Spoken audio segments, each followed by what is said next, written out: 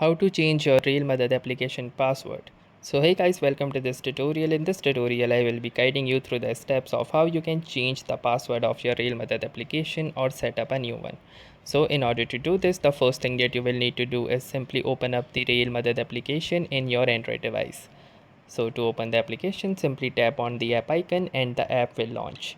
Now it will ask you for your PIN or your user and password details. So after submitting in your password or the PIN details, you will need to click onto this submit button. Now after you are done submitting up the authentication, you will have an interface like this. Now in order to change your password, you will need to click onto these three lines present at the top left corner of the screen. So simply click onto these three lines and it will open the navigation menu. Now in this navigation menu, you need to click onto this update profile option at the top. Now in this update profile option, you can see here is the field for password and confirm password.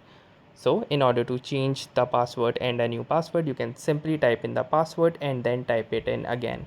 After that, you will need to fill in the captcha and click onto this update profile button. And also please enter password that must be of minimum 8 length and contain at least a digit, a special character, a lowercase letter and uppercase letter.